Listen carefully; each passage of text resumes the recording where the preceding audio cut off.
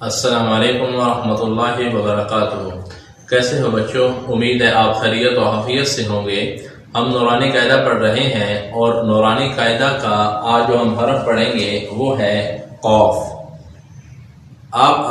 آج آپ کو ہم اکٹھے دو حروف سکھائیں گے، ایک قاف اور ایک کاف۔ چونکہ ان کے منہ سے نکلنے کی ایک ہی جگہ ہے، صرف ان کا فرق صفت سے ادا ہوتا ہے، اس لیے ہم ان دونوں کو اکٹھا ہی پڑھ لیتے ہیں۔ لکھنے میں دونوں ڈیفرنٹ ہیں، ایک قاف نقطے کے ساتھ ہے اور ایک قاف بغیر نقطے کے ساتھ ہے۔ قرآن مجید میں بھی یوں ہوتا ہے، کبھی یہ قاف لکھا ہوتا ہے، کبھی یہ قاف لکھا ہوتا ہے۔ ان کے نکلنے کی جگہ کون سی ہے؟ جو ہماری زبان کی بالکل آخری سائڈ جو جڑ ہے، ایک زبان کا شروع والا حصہ ہے، ایک درمیان والا حصہ ہے اور ایک بالکل اینڈ والا حصہ ہے۔ جو بالکل اینڈ والا حصہ ہے اس کو زبان کی جڑ کہتے ہیں۔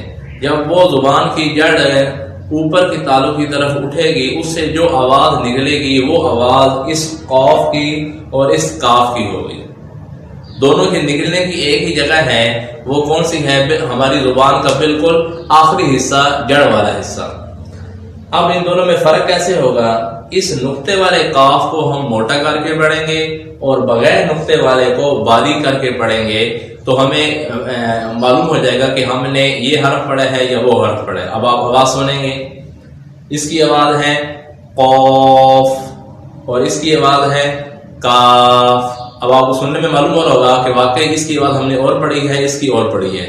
نام ایک ہی ہے کاف کا، لیکن اس کو موٹا کر کے پڑھیں گے قاف اور اس کو باریک کر کے پڑھیں گے کاف، تو یہ ان کی اصل آواز بن جائے گی۔ اور یہ بھی بات سمجھ لیں کہ جب ہم اسکول کے اندر اردو کا قاعدہ پڑھتے ہیں تو اس وقت اس کو کیاف کر کے پڑھتے ہیں، تو عربی کے اندر کیاف نہیں بلکہ اس کو بھی کاف ہی پڑھیں گے، لیکن باریک کر کے۔ نقطے والے کاف کو موٹا قاف اور بغیر نقطے والے کو باریک کاف، بس یہ ان کے نکلنے کا طریقہ ہے۔ السلام علیکم ورحمۃ اللہ وبرکاتہ۔